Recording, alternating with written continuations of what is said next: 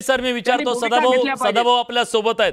सदाभाऊ, तुम्ही भाजपचे आमदार आहात, पण त्याआधी आता नवले सर म्हणाले तसा तुम्ही शेतकऱ्याचं लेकरू आहात, शेतकऱ्याचा नेता आहात, शेतकऱ्याचा आवाज आहात। काळजावर हात ठेवून सांगा, आज जे वक्तव्य केलेलं आहे त्या वक्तव्याने तुम्हाला अस्वस्थ वाटलं नाही? तुम्हाला राग नाही आला? तुम्हाला संताप नाही आला? पहिल्यांदा मी आपल्याला धन्यवाद देतो की आपण अलीकडच्या काळामध्ये आयर्न लोकमतच्या माध्यमातून फार शेतकऱ्यांच्या प्रश्नावरती प्रखरपणानं भूमिका आज महाराष्ट्रासमोर देशासमोर मांडत आहात। एक असं आहे की राज्याचे सहकार मंत्र्यांनी ज्या पद्धतीने वक्तव्य केलं, हे वक्तव्य खरंच निषेधार्ह आहे। मुळामध्ये राजकारणामध्ये आलेली सगळी लोक हे स्वतःच्या नावावरचा सातबारा दाखवून बोलत असतात की आम्ही शेतकऱ्याची पोर आहे, परंतु त्यांचा शेणामुताचा आणि मातीचा काही संबंध राहिलेला नसतो। एकंदरीत जर बघितलं तर शेतकऱ्याला कर्जमुक्ती पाहिजे आहे का? तर पाहिजे आहे। नेमकी का पाहिजे आहे? तर ज्यावेळी शेतातला माल खऱ्यावरती येतो त्यावेळी खऱ्या अर्थानं त्याला सामना करायला लागतो। आणि आज शेतकरी दोन पातळ्यावरती सामना करत आहे। एक सुलतानी संकट आहे आणि दुसरा आसमानी संकट आहे। आसमानी संकट हे काही त्याला सांगून येत नाही, परंतु शेतकऱ्यांच्या शेतमालाचे भाव पाडले जातात आणि या देशातल्या आयखाऊनला खऱ्या अर्थानं शेतकऱ्याचा माल फुकट वाटला जातो। याहीच ठिकाणी खऱ्या अर्थानं शेतकऱ्याचा घात झालेला आहे। मुळामध्ये शेतीवरती आता शेतकरी किती राहिला? ज्याचं निव्वळ शेतीवरती पोट आहे अशांची संख्या आता 20% राहिलेली आहे। म्हणजे शेतकऱ्याची लेकरं बाळ सुद्धा शेतीतनं बाहेर पडण्यासाठी खऱ्या अर्थानं धडपड करत आहेत। परंतु सगळी सरकार आली, या सरकाराने खऱ्या अर्थानं शेतकऱ्याला नेमका काय पाहिजे? शेतकऱ्याला लायसन परमिट राज खतम करायला पाहिजे। शेतकऱ्याच्या पायातल्या बेड्या काढून टाका। तुम्ही अत्यावश्यक वस्तू कायद्यासारखा कायदा या देशामध्ये आहे, तो कायदा रद्द करा। आणि तो कायदा रद्द केल्याशिवाय शेतकऱ्याच्या शेतमालावरती हक्क सांगण्याचा जो अधिकार हा आयखाऊनला आणि सरकारला आहे तो संपुष्टात येणार आहे। कांद्याचा भाव वाढला तर वाढून दे, टमाट्याचा भाव वाढला तर वाढून दे, कारण शेतकरी कायद्यानुसार टमाटा, कांदा, बटाटा पिकवत नाही, अनेक पिकाची उत्पादन घेत असतो। आता परदेशामधून आपण खाद्यतेल आयात करतो, कशाला करायचं? लोकांना सांगा बाबा, 2 चमचे तेल वापरत असला तर अर्धा चमचा तेल वापरा। त्या दिवसामध्ये माझा शेतकरी या ठिकाणी तेलाचा महापूर आले, त्याला सोयाबीनला भाव मिळून दे, तेल बियाला त्याला भाव मिळून दे। आज तेलाचा भाव किती आहे? 125 रुपये। मग 125 रुपयाला काय येतं? सदाभाऊ, आज शेतकऱ्याच्या मनात जी भावना आहे ती तुम्ही व्यक्त करताय, पण तुमच्यासारखी भावना असलेले हे सगळे शेतकऱ्याची लेकरं आहेत, आमदार झालेले कुठून आलेले नाहीयेत, सगळे शहरातले नाहीयेत। हा दबावगट का निर्माण होत नाहीये या राज्यामध्ये आणि देशामध्ये की शेतकऱ्याचा आम्ही शेतकऱ्याची लेकरं आहोत आणि म्हणून सभागृहामध्ये आम्ही ही भूमिका मांडतो, असं का होत नाहीये? आणि शेतकऱ्याची लेकरं जी शेती मातीतून आलेली लेकरं आहेत ती जर असं करत असतील तर कसं करायचं सांगा? नाही, मुळामध्ये मी वेदांची तुम्हाला निश्चितपणाने सांगेन की आज या महाराष्ट्रामध्ये निवडणुका होतात त्या मातीवर होत नाही, त्या सगळ्या निवडणुका जातीवर होतात। आणि म्हणून जातीच्या राजकारणाला कधी नाही एवढा ऊत या महाराष्ट्रामध्ये आलेला आहे। आमच्या सारख्या माणसाला हे बघताना मन हेलावून जात आहे। आणि जातीच्या पातीच्या नेत्यांना सुद्धा खऱ्या अर्थानं राजकारणामध्ये एवढं महत्व आलेलं आहे की जणू त्यांच्या सगळ्या देशाचा आणि राज्याचा प्रश्न सुटणार आहे। म्हणून आज प्रश्नाला बगल दिली जाते। सरकारनं निश्चितपणानं आपली वर्षीमध्ये चांगलं पॅकेज दिलं, परंतु मंत्री ज्या पद्धतीनं सहकार मंत्र्यांनी भाष्य केलं त्या सहकार मंत्र्यांना विचारतो, अरे जे खातं तुमच्याकडे आहे, ज्यांनी या राज्यातले 150च्या वर सहकारी साखर कारखाने मुडीत काढले, त्यांना डांबायची हिंमत आहे का तुमच्याकडे? ज्यांनी शेतकऱ्यांचे साखर कारखाने कवडी मोल भावाने घेतले त्या हरामखोरांना पट्ट्यानं फोडायची ताकद आहे का तुमच्याकडे? आज जिल्हा मध्यवर्ती बँका ठराविक टग्याने त्याला जसं अजगरानं विळाखा घालावा असा विळाखा घातला या. आमदार बी होतो या, बँकेचा डायरेक्टर बी होतो या, आमदार बी होतो या, बँकेचा चेअरमन बी होतो या. म्हणजे ह्या जहागिऱ्या सहकाराच्या माध्यमातून सुद्धा जहागीरदारांच्या या महाराष्ट्रामध्ये चाललेले कोट्यवधी रुपये बँकेची कर्ज उचलून यांनी बुडवलेले आहेत. यांना फटकारायचा हिंमत आणि ताकद या सहकार मंत्र्यांच्या मध्ये आहे का?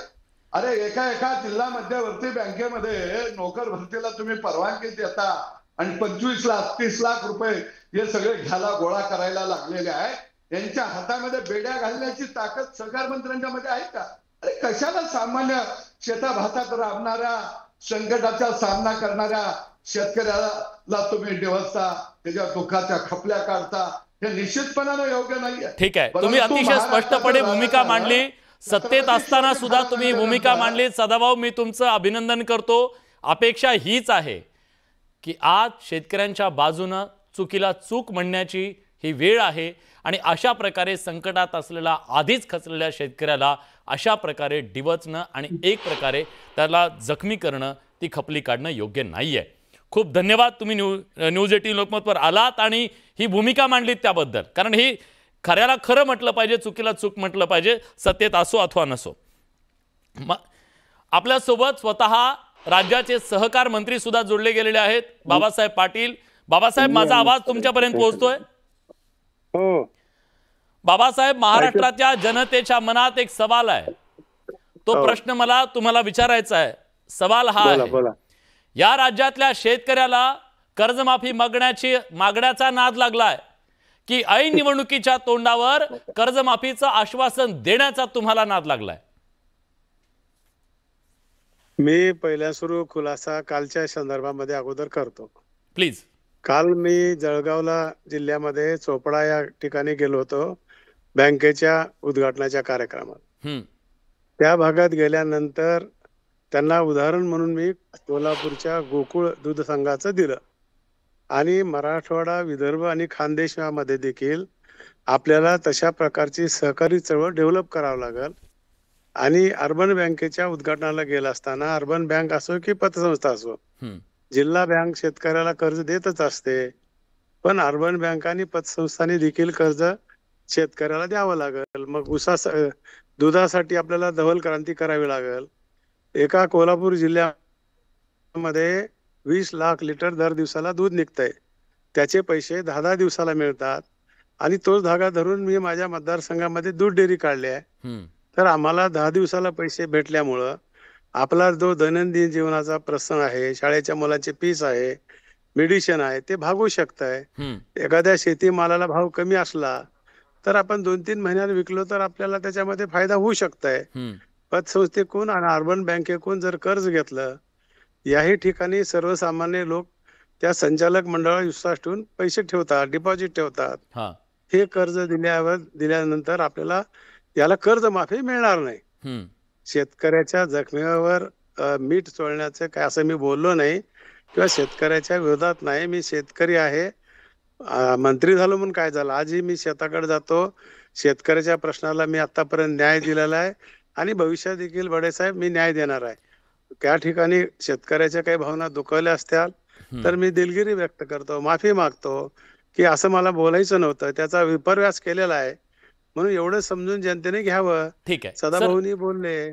सर एक गोष्ट तुम्ही दिलगिरी व्यक्त केली, पण प्रश्न काय माहितीये का, या आधी सुद्धा आपल्या पक्षाचे माजी कृषी मंत्री आहेत, त्यांना तर जावं लागलं समजा, पण त्यांनी सुद्धा अशाच प्रकारे अनेक वक्तव्य केली. सातत्यानं शेतकऱ्यांच्या मनावर वेदना होतील अशा प्रकारची वक्तव्य केली. वक्तव्य करायचं आणि त्याच्यानंतर दिलगिरी व्यक्त करायची हे महाराष्ट्रात गेल्या काही दिवसापासून सुरू आहे. पण मला सांगा, सोडून द्या, पण तुम्ही काय म्हणला ते सोडून द्या वक्तव्य. या महाराष्ट्रातल्या शेतकऱ्यांना सांगा, आज तो आशेनं बसलाय, बघतोय तुमच्याकडे, आज तुमच्याकडेच अपेक्षा आहे सगळ्यांच्या, त्याला कर्जमाफी दिली जाणार आहे का, त्याच्यावर एकदा स्पष्ट तुमची भूमिका येऊ द्या की या राज्यातल्या शेतकऱ्याला कर्जमाफी दिली जाणार आहे का. तुम्ही आश्वासन दिलं होतं, तुम्ही प्रामाणिकपणे मान्य केलं की निवडणुकीत आम्ही येतो, सांगतो, निघून जातो, पण खरं काय आहे एकदा कळू द्या जनतेला. एक मिनिट ऐकून घ्या. अगोदर मी मतदारसंघामध्ये आणि मतदारसंघाच्या बाहेर देखील जिथं जिथं अशा काही घटना घडल्यात, काही लोकांचे मृत्यू झालेत, त्या ठिकाणी गेला असताना मी चॅनेलला देखील बातमी दिली होती. माझं मत मांडलं होतं की ही परिस्थिती आहे, आम्हाला शेतकऱ्याला अशा संकटामध्ये आमच्या सरकारची तिजोरी खाली करण्याची वेळ आली आहे, तर आम्ही करणार आहोत. आणि सरकारलाही मी विनंती करतो म्हणलं की आमचे विकासाची कामं एखादी वर्ष थांबवा, पण शेतकऱ्याला अशा वेळेस आपण मदत करावी, अशा प्रकारची भूमिका मांडलेली आहे. आणि ते देखील तुमच्या चॅनलवर आहे, ती बघा. आता कर्जमाफीच्या संदर्भातला प्रश्न आहे, त्या संदर्भामध्ये राज्याचे मुख्यमंत्र्यांनी त्यावेळेस सांगितलंय की आपल्याला कर्जमाफी द्यायची आहे. त्याच्यासाठी एक कमिटी बसवलेली आहे. त्याचे प्रमुख आमचे प्रवीण परदेशी आहेत. आणि मग कुणाला कर्जमाफी द्यायची आहे ह्या संदर्भात सरकार विचार करून देणार आहे. बरं, पण हो. तुम्ही आता आश्वस्त करताय महाराष्ट्रातल्या जनतेला की कर्जमाफी दिली जाणार आहे? कारण तुमच्या एका शब्दावर खूप गोष्टी होतात सर. आज राज्यातला सगळा शेतकरी बघतोय हे सगळं, म्हणून मी तुम्हाला विचारतोय. बरोबर आहे ना, सांगितलं की मी की बाबा त्यांनी कमिटी बसवली आहे, कोणत्या शेतकऱ्याला मदतीची गरज आहे अशा प्रकारची अधिकारी त्या ठिकाणी कमिटी बसवली आहे. आणि ती कमिटी ज्यावेळेस निर्णय देईल त्यावेळेस आपलं सरकार देण्यासाठी आमच्या मुख्यमंत्र्यांनी त्यावेळेस सांगितलं होतं, असं सभागृहात देखील सांगितलेलं आहे. ठीक आहे सदाभाऊ.